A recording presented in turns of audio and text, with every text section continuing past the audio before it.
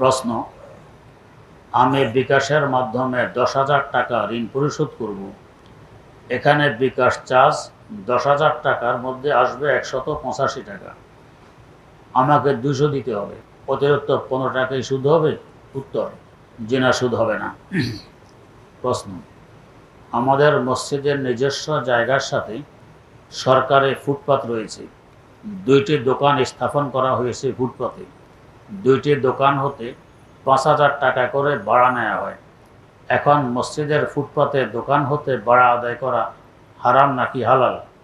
উত্তর, যদি এই ফুটপাতে দোকানের কারণে পথিকদের চলাচলে কোনো সমস্যা না হয় এবং কর্তৃপক্ষের পক্ষ থেকে অনুমতিও থাকে তাহলে বৈধ হবে, অন্যথা বৈধ হবে না। প্রশ্ন, এমপিওভুক্তি মাদ্রাসার শিক্ষকদের সরকারি ব্যাংকের মাধ্যমে বেতন দেওয়া হয় মাসিক ভিত্তিতে, কিন্তু মসজিদের ইমাম, মুয়াজ্জিন এবং অন্যান্য স্টাফদের হাদিয়া দেওয়া হয়। এখন প্রশ্ন, সবাই তো মাসিক পারিশ্রমিক পায়, এখানে হাদিয়া ও বেতনের পার্থক্য কোথায়? মসজিদের স্টাফদের পারিশ্রমিককে বেতন কেন বলা হয় না? উত্তর, যে চাকরি করে তার কর্তাবাচার শব্দ কি? চাকর। আর কর্ম হলো চাকরি। তো চাকরের বিনিময় হয়, বেতন হয়। আর যে খেদমত করে এটার বেতন হয় না, সেবার বেতন নেই। আপনি আপনার আব্বার সেবা করতেছেন, বেতন আছে? নেই। ওস্তাদের জামা দিয়ে দিতেছেন, বেতন আছে? নেই। আপনার পীরের খেদমত করতেছেন, বেতন নেই। খেদমতের বেতন হয় না এবং খেদমতের সময় নির্দিষ্ট থাকে না। আব্বার দরকার হয়েছে রাতে 3টা বাজে প্রস্রাব করানোর, আপনি করাবেন। চাকরি এটা সকাল 8টা থেকে বিকেল 2টা, 10টা থেকে 4টা, নির্দিষ্ট সময় থাকে। এর ভিতরে হলে আপনার কাজ করেন, বাইরে হইলে আমার দায়িত্ব নয়। বাইরে করতে গেলে আপনাকে অতিরিক্ত টাকা দিতে হয়, ওভারটাইম করলে বেশি টাকা, ডবল টাকা। এটা হলো চাকরি। আর খেদমতের মধ্যে বেতন টেতন এটা হয় না, সময়ও নাই। যখন দরকার তখন খেদমত করবেন। হ্যাঁ, এখন যে খেদমত করতেছে সে তো মানুষ, তার পেট আছে, সংসার আছে, এটা চালানো তো লাগবে। এটার বিনিময় যা দেওয়া হয় একে বলে ওজিফা কিংবা হাদিয়া। এটা হলো প্রয়োজন মিটানো। ওজিফা কিংবা হাদিয়া এটা প্রয়োজন মিটানো, এটা আমার কাজের বিনিময় নয়। না হয় আমি যে পড়াই, একটা আলিফ শিখাইলাম, এর বিনিময় সারা দুনিয়া মিলে দিতে পারবে? পারবে না। কিসের বেতন? বেতন নয়। যেমন আমাদের কওমি মাদ্রাসায় শিক্ষক নিয়োগে হয়ে যাবে 24 ঘন্টার জন্য আপনি এখানে নিয়োগপ্রাপ্ত। যখনই প্রয়োজন পড়ে আপনি হাজির থাকবেন, রাত নেই, দিন নেই। আমাদের ক্লাস দিনও হয়, রাত্রও হয়। এই রাত্রে ছাত্রদের ঠিকভাবে ঘুমাইলো কিনা, সবাই হাজির আছে কিনা, এরপরে কে নাই, সকালে ফজরের আগে কে উঠলো কিনা, তাহাজ্জুদ পড়লো কিনা, তেলাওয়াত করলো কিনা, জমাতে উপস্থিত হলো কিনা, এগুলো সব দেখাশোনা আমাদের উস্তাদের দায়িত্ব। এখন যদি বলে হ্যাঁ আমি চাকরি করবো সকাল 8টা থেকে বিকাল 4টা পর্যন্ত, বাইরে কোনো কাজ নেই, তাহলে ছাত্রগুলোকে দেখবে কে? এদের তরবিয়ত দিবে কে? আদব লেহাজ শিখাবে কে? এই জন্য এটা বেতন নয়, এটা হলো হাদিয়া কিংবা ওজিফা। প্রশ্ন, আমাদের মসজিদের নিজস্ব জায়গায় বাথরুমের টাকার বিনিময়ে প্রস্রাব পায়খানা করতে হয়। একজন দারোয়ান রাখা হয়েছে, টাকা না দিলে খারাপ ব্যবহার করে। মসজিদের জায়গা পাবলিক টয়লেট হিসাবে ভাড়া দিয়ে অর্থ উপার্জন করা হারাম নাকি হালাল? উত্তর, যেটা হালাল, যেহেতু ব্যবস্থা মসজিদ করেছে। প্রশ্ন, একই নামাজে যদি 2বার বা তার অধিকবার ওয়াজিব ছুটে যায় তবে কি একবারও সাহস সিজদা হবে? উত্তর, যে একবারই হবে, একাধিকবার হবে না। প্রশ্ন, ওজুর মাঝে মাঝে পড়া যায় এমন একটি দোয়া রয়েছে যেখানে ঘরকে প্রশস্ত করার কথা বলা হয়, জানার বিষয় এটি কোন ঘর? ঘর বলতে কি বোঝানো হয়েছে? উত্তর, দুনিয়ার ঘর উদ্দেশ্য, আখিরাতের ঘর উদ্দেশ্য। দুনিয়ার ঘর যদি খুব সংকীর্ণ হয়, ছোট হয়, তো ঠিকভাবে নামাজও পড়া যায় না, ঠিকভাবে বসা যায় না, শোয়া যায় না। তো দুনিয়ার ঘর প্রশস্ত হওয়ার জন্য হাদিসে দোয়া আছে, আখিরাতের ঘর প্রশস্ত হওয়ার জন্য হাদিসে দোয়া আছে। প্রশ্ন, ফরজ নামাজের পর মাথায় হাত দিয়ে যে দোয়া 11 বার পাঠ করা হয় সেটির আমল করার পদ্ধতি ফজিলত নিয়ম জানালে মেহেরবানি হবে। হাদিসে বর্ণিত দোয়া তো হইল বিসমিল্লাহিল্লাযী লা ইলাহা ইল্লা হুয়ার রহমানুর রহিম। আল্লাহুম্মা আযহিব আন্নিল হাম্মা ওয়াল হুজনা, এটা একবার। কোন হাদিসে আছে মাথার মধ্যে হাত বুলাইতে বুলাইতে পড়বে, কোন হাদিসে আছে কপালে হাত রেখে পড়বে। তাই কপাল মাথা সব জায়গায় হাত রেখে দোয়াটি পড়বে। আর এরপরে ইয়া কাবিয়্যু 11 বার পড়া, এটা সাধারণত মাথার রোগ ব্যাধি ইত্যাদি বলা হওয়ার জন্য পড়া হয়, এটা হাদিসে বর্ণিত নয়। প্রশ্ন, মুয়াজ্জিন সাহেব বা কেউ যদি কোরআন মজিদ তেলাওয়াতের সময় যেখানে একালিফ টান হওয়ার কথা সেখানে টান না দেয়, আর যেখানে টান নেই সেখানে টান দেয়, এর জায়গায় তোয়ের জায়গায় তা পড়ে, আইনের জায়গায় হামজা পড়ে, তার পিছনে জমাতে নামাজের হুকুম কি? উত্তর, এটা ওই পড়াটা শোনার আগে বলা যাবে না। কোথাও এই ধরনের বেশকমে অর্থের মধ্যে বেশকম ঘটে, কোথায় ঘটে না। তো অর্থে বেশকম ঘটলে তখন নামাজ হয় না, না ঘটলে হয়ে যায়। এই জন্য জানতে হবে কোন পড়াটা। প্রশ্ন, সফর অবস্থায় কসর নামাজ পড়তে হয়, কিন্তু জোহর এবং এশার নামাজের আগেও পড়ে সুন্নত নামাজ আছে, তা না পড়লে গুনাহ হয় না। প্রশ্ন, কসর নামাজে আজান একামত দেওয়া জরুরি কিনা? আগের প্রশ্নটি হয়তো অসম্পূর্ণ, যে ফরজ নামাজের মধ্যেই কসর আছে, সুন্নত নফলে কোনো কসর নেই। আর দ্বিতীয় প্রশ্ন হইল মুসাফির অবস্থা নামাজে আজানও আছে একামতও আছে, তবে যেখানে নামাজ পড়তেছিল মহল্লা যদি আজান একামত হইয়া থাকে তো না দিলে আপনার সুন্নত আদা হয়ে গেছে, দিলে ভালো, না দিলে কোনো সমস্যা হবে না। প্রশ্ন, মাগরিবের আজানের পর জামাতের পূর্বে মাসালা মাসাইল সম্পর্কে সংক্ষিপ্ত বয়ান, ব্যাপারটা কেমন? শরীয়ত সম্মত, সুন্নত সম্মত, উত্তম, গুনাহ জানতে অনুরোধ রইল। উত্তর, মাগরিবের পরে এই পরিমাণ দেরি করা, যে পরিমাণ দেরিতে মাত্র 2 রাকাত নামাজ পড়া যায়, এর অতিরিক্ত দেরি করলে মাকরুহ হয়। এখন আমি মাসালা বয়ান করতেছি, এর থেকে বেশি দেরি করে ফেললে মাকরুহ হবে। তাই আজানের পরে মাগরিবের জামাতের আগে মাসালা মাসাইল বয়ান না করা চাই।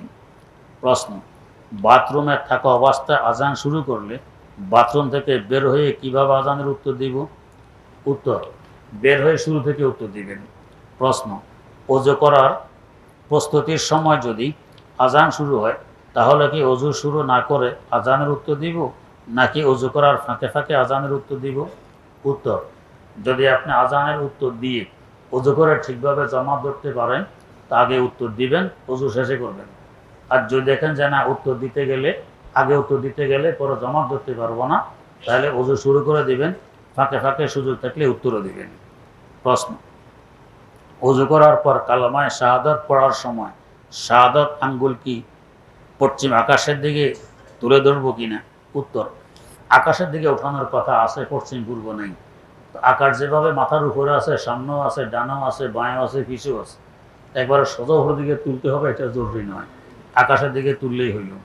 প্রশ্ন, আমার স্ত্রী কমে মাদ্রাসায় মেশকাত পর্যন্ত পড়েছে, বিয়ের পর আমি তাকে ঢাকায় এক মাদ্রাসায় দাওরাতে ভর্তি করিয়ে দেই, তবে সে কিছুদিন মাদ্রাসায় যাওয়ার পর বর্তমানে সে আর মাদ্রাসায় যাচ্ছে না, সে আর মাদ্রাসায় যাবে না, দাওরা সম্পূর্ণ করবে না। আমার স্ত্রী এই মজলিসে উপস্থিত আছে, আপনি যদি দয়া করে তাকে উদ্দেশ্য করে একটু নসিহত করলে ভালো হতো। সে কেন যাবে না, কেন পড়বে না, আমার তো জানা নেই। প্রশ্ন, পবিত্র কোরআনে সূরা ফিলের 3য় আয়াতে যে আবাবিল শব্দটি আছে, এর অর্থ বিভিন্ন আলেমকে বিভিন্ন রকম করতে শোনা যায়, তাই হযরত নিকট সঠিক ব্যাখ্যা জানার আবেদন করছি। প্রশ্ন, একটা ছোট্ট পাখিকে বলা হয় আবাবিল? উত্তর, ছোট্ট পাখিকে আবাবিল বলা হয়। প্রশ্ন, আমাদের কোচিং সেন্টারে একজন হিন্দু শিক্ষক আছেন, যার 2 জন মুসলিম আর 2 জন মুসলিম শিক্ষক আছেন। যখন মুসলিম শিক্ষকগণ ক্লাসে আসেন তখন আমরা দাঁড়িয়ে সালাম দিই, আর হিন্দু শিক্ষক প্রবেশ করলে আমরা কিছু বলি না, কিন্তু স্যার আমাদেরকে বলেছেন নমস্কার বা আদাব বলতে। হুজুরের কাছে জানতে চাচ্ছি এ জাতীয় শব্দ বলে অভিনন্দন জানানোর হুকুম কি? উত্তর, যেন নমস্কারও বলা যাবে না, আদাবও বলা যাবে না, বলবেন আসসালামু আলা মানিক তাবাল হুদা, আসসালামু আলা মানিক তাবাল হুদা, এটা বলবেন। প্রশ্ন, আল্লাহ তাআলা সূরা ইখলাসে ইরশাদ করেন তিনি কাউকে জন্ম দেননি এবং তাকেও কেউ জন্ম দেয়নি, অথচ বয়ানের শুরুতে কিছু আলেমদেরকে বলতে শোনা যায় আল্লাহর শুকরিয়া আদায় করি যিনি আমাদেরকে মুসলমানের ঘরে জন্ম দিয়েছেন। আপনার বুঝার ভুল। মুসলমানের ঘরে জন্ম দেয় আর আল্লাহর ঘরে জন্ম দেয় এক কথা, এগুলো দুই কথা। প্রশ্ন, আমি একজনের কাছ থেকে 20,000 টাকা ধার নিয়েছি, কথা বলে যে এ টাকা ব্যবসায় লাগিয়ে সেখান থেকে যে মুনাফা আসবে তা থেকে 2,000 সহ মোট 22,000 টাকা তোমাকে ফেরত দিব, এভাবে ধার নেওয়া বৈধ কিনা? উত্তর, যে না, এটা সুদ হবে, বৈধ হবে না, হারাম হবে। হ্যাঁ যদি বলতেন যে পরিমাণ লাভ হবে এত পার্সেন্ট তোমার হবে, এত পার্সেন্ট আমার হবে, তাহলে বৈধ হইত। প্রশ্ন, নির্দিষ্ট সময় পর্যন্ত চুক্তিতে আবদ্ধ সুদভিত্তিক সমিতি থেকে কোনো সদস্য সময়ের আগে বের হতে ইচ্ছা করলে হয়তো সুদ ব্যতীত আসল টাকা নিয়ে বের হতে হবে, কিংবা তার সদস্যপদ বিক্রি করতে হবে। জানার বিষয় হলো, তার অবশিষ্ট মুনাফা দ্বারা অন্যটা সুদী লেনদেন করার কারণে বা নতুন একজনকে সুদ খেতে সুযোগ করে দেওয়ার কারণে সে গুনাহগার হবে কিনা? উত্তর, যে সেও গুনাহগার হবে। আলহামদুলিল্লাহ রাব্বিল আলামিন ওয়াসসালাতু ওয়াসসালামু আলা আশরাফিল আমবিয়া ওয়াল মুরসালিন সাইয়্যিদিনা ওয়া মাওলানা মুহাম্মাদিন ওয়া আলা আলিহি ওয়া আসহাবিহি আজমাইন। রব্বানা আতিনা ফিদ দুনিয়া হাসানাতাও ওয়া ফিল আখিরাতি হাসানাহ ওয়া কিনা আযাবান নার। রব্বানা যালামনা আনফুসানা ওয়া ইল্লাম তাগফির লানা ওয়া তারহামনা লানাকুনান্না মিনাল খাসিরিন। রব্বিরহামহুমা কামা রব্বায়ানি সগীরা। রব্বিরহামহুমা কামা রব্বায়ানি সগীরা। আল্লাহুম্মা আ'ইন্না আলা যিকরিকা ওয়া শুকরিকা ওয়া হুসনি ইবাদাতিক ওয়া আলা তিলাওয়াতি কালামিক আনা আল-লাইলি ওয়া আতরাফান নাহার ওয়াজআলহু লানা ইমামান ওয়া নূরান ওয়া হুজ্জাতান ইয়া রাব্বাল আলামিন। রব্বুল আলামিন, কতগুলো অপরাধী মানুষ বুক ভরা আশা নিয়ে তাফসীরুল কোরআন মাহফিলে বসে কাঙ্গালের ন্যায় তোমার দুয়ারে হাত পেতেছি। মাওলায়ে কারীম, জীবনের সমস্ত গুনাহগুলো ক্ষমা করে দাও। ভবিষ্যতের সর্বপ্রকার গুনাহ, খাতা, অন্যায়, অপরাধ থেকে হেফাজত ফরমাও। যেভাবে চললে, বললে এবং করলে তুমি খুশি হও, আমাদের সকলকে সেভাবে চলার, বলার এবং করার তৌফিক দান ফরমাও। আয় আল্লাহ, আমাদেরকে, আমাদের আত্মীয় স্বজন, পাড়া প্রতিবেশী, পরিবার পরিজন, সন্তান সন্ততি সবাইকে সুস্থতার সাথে বরকতময় জীবন দান করো। যারা অসুস্থ আছে মেহেরবানি করে সুস্থ করে দাও। আয় আল্লাহ, তাদেরকে আলেমে হক্কানি রব্বানি বানিয়ে দাও। দ্বীনের হাদি এবং দাড়ি হিসাবে কবুল করে নাও। কিয়ামত পর্যন্ত আমাদের নসলকে আপনি জারি ও সারি রাখো। আয় আল্লাহ, সকলকে ইখলাসের সাথে দ্বীনমুখী বানিয়ে রাখো। রব্বুল আলামিন, আমাদেরকে শেষ নিঃশ্বাস ত্যাগ করা পর্যন্ত ইখলাসের সাথে ইলমি এবং দ্বীনি খিদমতে নিয়োজিত রাখো। রব্বুল আলামিন, সারা দুনিয়ার মাদারিসে কওমের হেফাজত ফরমাও, নেসাবে কওমের হেফাজত ফরমাও, উলামায়ে হক্কানি রব্বানির হেফাজত ফরমাও। আয় আল্লাহ, ইজ্জত আবরু জিন্দেগি নসিব ফরমাও। বুক ফুলিয়ে চলার তৌফিক দান করো।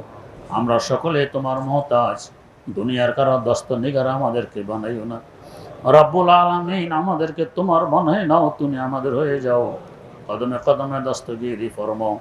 আয় আল্লাহ, মনের সকল জায়েজ আশা আকাঙ্ক্ষাগুলোকে পূরণ করে দাও। বিনা হিসাবে জান্নাতুল ফেরদাউসের মালিক বানিয়ে দাও। জীবনের সকল নেক দোয়াগুলোকে কবুল করে নাও। ইয়া ইলাহি কুন মুনাজাতাম বফজলে খুদ কবুল। ইয়া ইলাহি কুন মুনাজাতাম বফজলে খুদ কবুল। বারে সদকা জাতে পাকে হর নবী ও হর বলি। শাহসাবারে ওয়াদিয়ে ইরফান তকিয়ে মুর্শিদি। সৈয়দি মাওলানা আব্দুল হাইয়ে আরিফ আরিফি। हम हकीमुल उम्मत खैरिल वरा कुतुबे खुदा। दस्तगीरे दस्तगीरा याने मुर्शिद था नबी। बहर इमदादो बनूरो हजरत अब्दुर रहीम। अब्दे बारी अब्दे हादी अज़्दे दी मक्की वली। हम मुहम्मदी मुहिब्बुल्लाह साहिबु सईद। हम निज़ामुद्दीन जलालो अब्दे कुद्दूस अहमदी। हम मोहम्मद आरिफ हम अब्द हक शेख जलाल। शम्स दीन तुर्की अलाउद्दीन फरीद जोधनी। कुतुब दीनो हम मुईनुद्दीन उस्मान शरीफ। हम बमौदूद अबू यूसुफ मुहम्मद अहमदी। बो सहाको हम बमशद हुबैरा नामवर।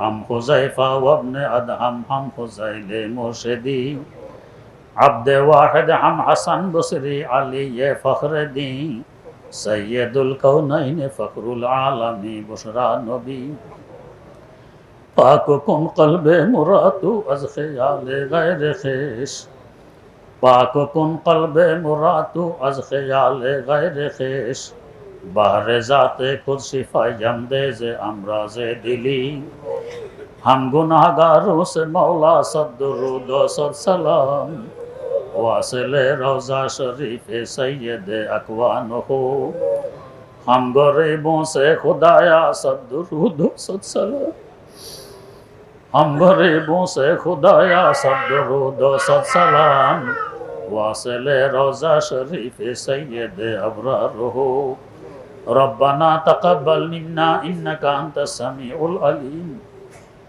वतुब अलैना इन्नका अंतत तव्वाबुर रहीम सुब्हान रब्बिका रब्बिल इज्जति अम्मा यसिफून व सलामुन अलल मुरसलीन वल्हम्दुलिल्लाहि रब्बिल आलमीन।